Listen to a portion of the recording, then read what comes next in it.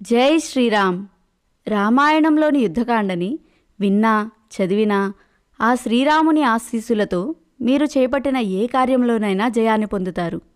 శ్రీమద్ రామాయణము యుద్ధకాండ 45వ భాగము.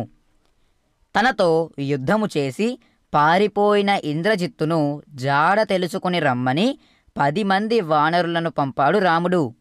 రాముని ఆజ్ఞ మేరకు సుషేనుని కుమారులిద్దరూ నీలుడు, అంగదుడు, శరభుడు, ద్వివిధుడు, హనుమంతుడు, సానుప్రస్థుడు, ఋషభుడు, ఋషభస్కంధుడు ఇంద్రజిత్తుని వెతకడానికి వెళ్లారు. వారు పెద్ద పెద్ద వృక్షములను ఆయుధములుగా ధరించి నలుదిక్కులు వెదుకుతూ ఆకాశంలోకి ప్రవేశించారు. కాని వారికి ఇంద్రజిత్తు కనపడలేదు. కాని ఇంద్రజిత్తు ప్రయోగించిన నారాచ బాణములు ఆ వానరులను గాయపరచసాగాయి.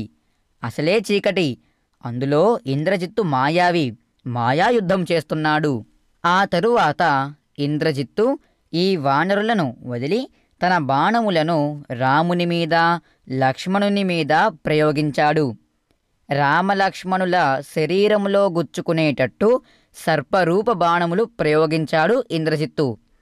రామలక్ష్మణుల శరీరాలు ఇంద్రజిత్తు కొట్టిన బాణములతో నిండిపోయాయి.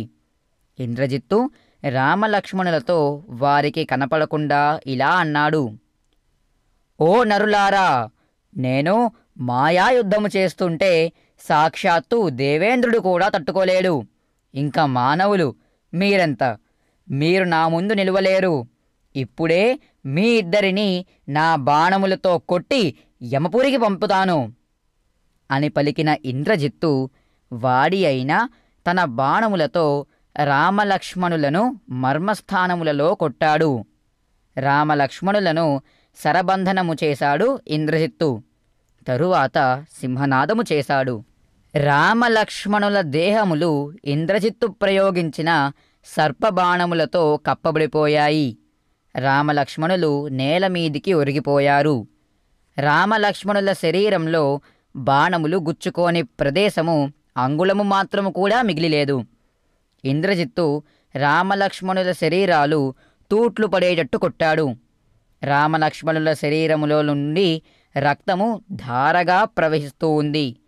రాముడు కింద పడిపోయిన తరువాత కూడా ఇంద్రజిత్తు రాముని నారాచములు, అర్ధనారాచములు, భల్లములు, అంజలికములు, వత్సదంతములు, సింహదంష్ట్రములు, క్షురములు అనే బాణములతో కొట్టాడు.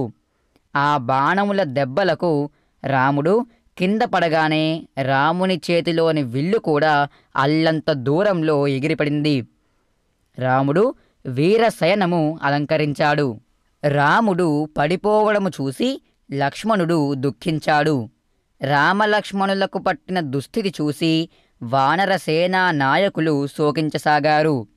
అందరూ పెద్దగా ఏడుస్తున్నారు. హనుమంతుడు, సుగ్రీవుడు, జాంబవంతుడు మొదలగు వానర వీరులు రామలక్ష్మణుల చుట్టూ నిలబడి శోకిస్తున్నారు. శ్రీమద్ రామాయణము యుద్ధకాండ 45వ భాగము సంపూర్ణము. హరి ఓం తత్సత్.